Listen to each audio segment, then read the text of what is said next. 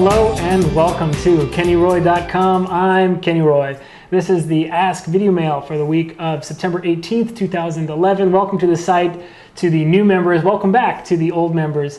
The Ask Video Mail is this, and this is your chance to get your question in character animation or performance answered in a video just like this one. But I need your questions if I'm going to answer them, so please send me a question if you haven't already. The address to send it to is webmaster@kennyroy.com. I go through all the questions and I answer the ones that I think will help the most people, but there are no dumb questions. I can always use more, so please send them my way. There's a blog on kennyroy.com. I'm sure you've seen it because it's on the public portal, it's on the home page, but also you can subscribe to the blog if you like. There's an RSS button on the bottom of every single post, and you can also access it by clicking on the blog link on the menu.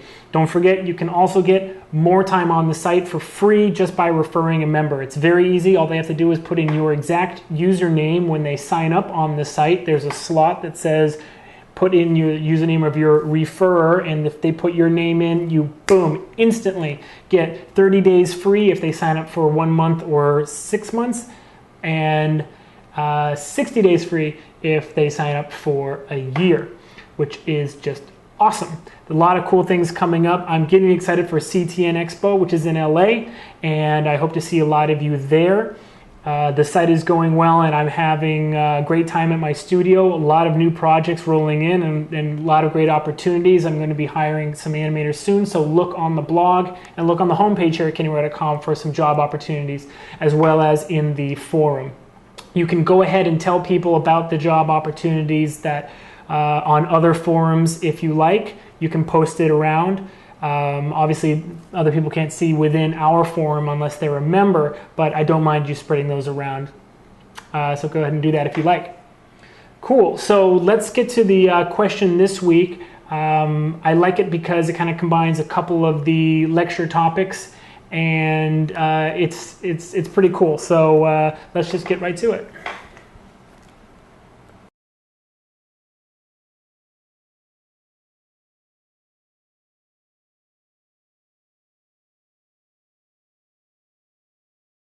Okay. Great question. So yes, I would love to animate that really quickly for you. I'm just gonna bust it out and do it, and you can watch what I do and how I do it. The thing I like about this question is that it combines a couple of the different lectures that are on the site. If you watch the constraints lecture, which I think was January or February, I can't remember, and the contact lecture, which was last summer, over a year ago. I came out with that one. They're both in the store and you can check them out. But just basically, generally, give you a little bit of background on what this issue is, why this is a good combination of those two lectures. The first thing is with contact. Very, very, very briefly. Here's my phone. Too many times what I see is animators key the hand or whatever's going to be grabbing the object and keying it right on that frame where they want to touch the object. And that's not really how things work. You don't like slow into something when you're grabbing it. You pretty much grab through it. So the best thing to do, very briefly, the whole contact lecture is 90 minutes long, so it obviously goes into great depth on this subject, but the skinny version is that you want to animate on good arcs basically through the object. And if there's a frame when they're not touching, and then the next frame it's already gone through it, that's fine. That means that the arc that you put your hand on is natural, and all you have to do is just animate the object in the hand now. So frame before and then together, but after, right here. So this is a frame and this is a frame, but not right here where you can't even slip a piece of paper in between there. Okay? It makes sense. This film is only 24 frames per second. If you grab something really quickly, are you actually going to necessarily capture that frame where they're perfectly touching, or right before, like the molecules are touching? Probably not. So if you just give that up and you stop being so worried that that's going to happen, then you'll be fine. That eliminates like half the problems that I see with contact. And then the other question that this kind of combines into this one Ask Videomail question is the issue of constraints. So this animator wants me to switch from FK to IK and pick something up. Well, we learned from the constraints lecture that we never want to actually pick up the geometry itself. We want to pick up a control or a group that is the parent of that geometry, so we can still move that geometry around, because you cannot animate the distance or the position of a constraint. You can only animate the strength. Okay? So once you make that constraint, that position, like where those two objects are, that's locked in. Okay? You dial down the weight, it'll move back to its origin, and then you dial up the weight, and it'll go right back to where it was. So we're going to do both right now. We're going to switch from FK to IK on the arm, and then we're going to also constrain the prop to the IK hand. Okay? So here we go. It's going to be very, very simple. I've already just set a couple keyframes. This is not going to be beautiful by any stretch of the imagination, but what I've done is I have an FK arm. Let me just delete these. I have an FK arm, and basically it's animating on an arc through the object. And if this was basically, if we didn't want to switch from FK to IK, we would want to basically constrain this, what do you call it? Cylinder is actually underneath a group, and we're constraining the group to the hand. Okay. So, but we want to switch to IK first. So the way we're going to do that is we're actually going to have a couple frame blend. You can do it over one frame, which is fine, but it's actually a little bit smoother if you have a couple frame blend. And one of the easiest ways to do that is Bloke comes with his geometry in a reference display layer, so you just have to turn off the reference and also make sure that you can select geometry. On the frame where basically contact looks like it's happening, I'm just going to duplicate the geometry, and as you can see, it's basically left behind. Why? Because duplicating basically creates a new piece of geometry that doesn't have any history on it. So this has no history, there's no skin node, there's no constraints, there's no bones or anything. So basically I have like a left behind version of my hand. Next thing I'm going to do is I'm going to animate the switch on this frame. So the frame before, I'm going to hit set key on the FK-IK switch. I'm going to hit set key again, and I'm going to animate it to 1. Now, here's my IK arm. Now what I'm going to do is I'm just going to position my IK arm on this frame. Okay. And also position and key it as well. Also position the elbow pull vector. And when we have it pretty darn close, it doesn't have to be perfect. One of the biggest points is that your animation doesn't have to be perfect because when it happens quickly, and that's kind of one of the other issues. Okay. And then another thing I'm going to do is I'm also going to I'm going to delete this duplicate. I'm going to create another duplicate right here. This is where I want the beginning of the FK-IK transition. Okay. So now, if I animate the IK to 1, you'll see that I need to reposition my IK once again.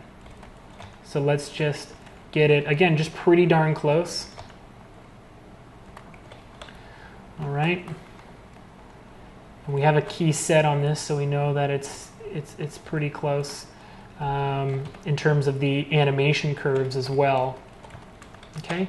Now on this FK, we're going to dial it back down to 0, and then we're going to delete this keyframe, so it goes from 0 to 1 across this transition.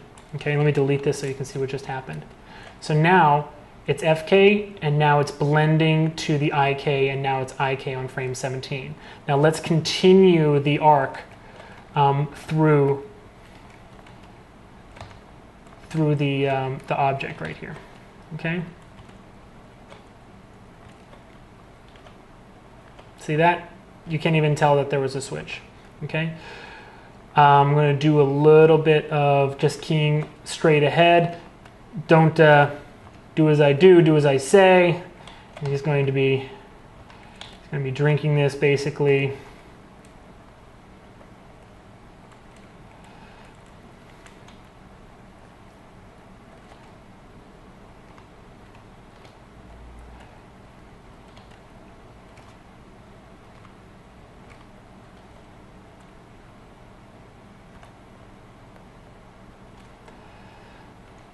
Don't think my default tangent type is the right type right now. Should probably be spline. Anyway, so now we have our transition from FK to IK, and so he grabs it and brings it up to his mouth.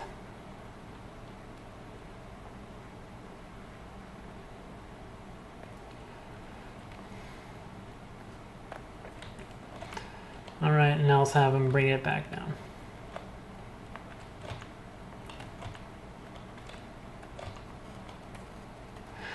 Now I would not necessarily do switches so close to the contact, but it's okay. I would say that it's not allowed or anything. I would definitely say though that this is a little bit closer to the contact than I normally would do my switch, but I can understand how you would need IK in this instance, because if the character is like holding this, whatever you want to call this, let's say it's like a can of soda or whatever, up to his face, and he's doing all this moving around in his shoulders. I mean, look how this is affecting the other arm. You'd never be able to get what you want without it looking jerky and hitched and whatever. Maybe you would. Maybe you're awesome animator and nothing ever gets you down. Okay, so this by no means looks beautiful or perfect or whatever, but I did want to show you just how to get that transition looking good. And now what we can do is we can go into the outliner, and here's the group. Okay, so just for the purposes of making sure that the point that I was making in terms of the constraint is made, I'm actually going to give a little bit of room right here, and then on the next frame they're going to be touching, right? So let's do what I was basically saying. We're going to constrain it on this frame, the frame before, so that on the frame after I can put a little bit of animation on the cylinder. Because it is underneath the cylinder group, it'll work fine. So let's just do constrain parent. Okay, and then on this group, we need to make sure we hit a set a key, make sure, I don't know why, but it defaults blend parent back to 0. I don't know why. And then we're going to key actually this blow can control object. But then let's go to the frame before, frame 16, animate blend parent to 0. So now in the first 16 frames, nothing happens, and then it actually is picked up. So what we're going to do is we're just going to animate it in this frame, the cube into position, set a key on 17 and 18, and then animate this, not cube, sorry, this cylinder, 17, 18, animate this cylinder into position in the hand. So let's actually make it look like, let's just go back and forth and make it look like it's almost like knocked over by the hand.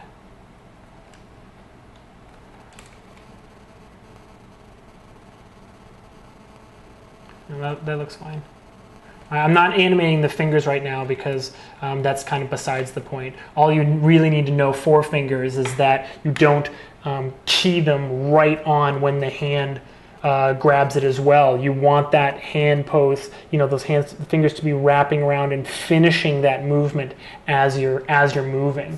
Okay, so you definitely need to be careful about that because it's a very slippery slope. It's an easy thing to get wrong and kind of mess up, okay? So there we go. So he lifts it up, drinks. Ooh. I'm sorry, I know I said that I wasn't really paying attention to the animation here, but you know, it's gotta look, you know, it can't look absolutely horrible. I do have some standards, okay?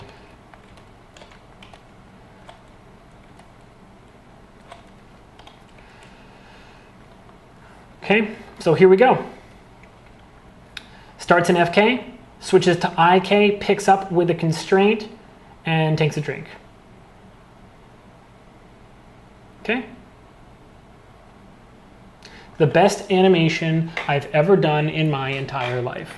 Now I'll give you the scene. There's not much in there. You pretty much see everything that I'm doing, and there's nothing hidden in this scene. That's exactly what it is. But if you do want to see and dive in and dig through a little bit and see exactly which frames I did the switches, which frames I did the constraints, how I animated it, that kind of thing, totally cool. I'll give this to you so you can check it out anyway.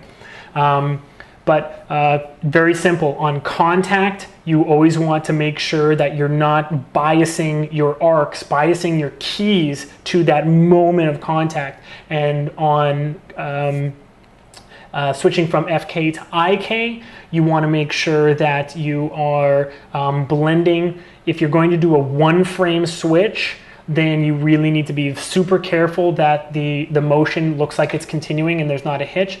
The easiest way is once you have a motion that looks good, like animate it once all the way through in FK, and then do like a 4 or 5 frame blend between the FK and the IK that have the same arc, and then it'll look fine. Okay. Awesome, great question. Please send more. Everyone's eligible to have a question answered here on a video mail, but I need your question if I'm going to answer it, so please send it in if you haven't already. The address, once again, to send it to is webmaster@kennyroy.com. Please send them in. I love reading Ask Video Mail questions. Lecture coming up soon. You're going to like it. It is a user submitted question, and I think it's going to benefit everybody. I really hope you enjoy it, so look out for that as well. Good luck with your animation, and as always, rock on.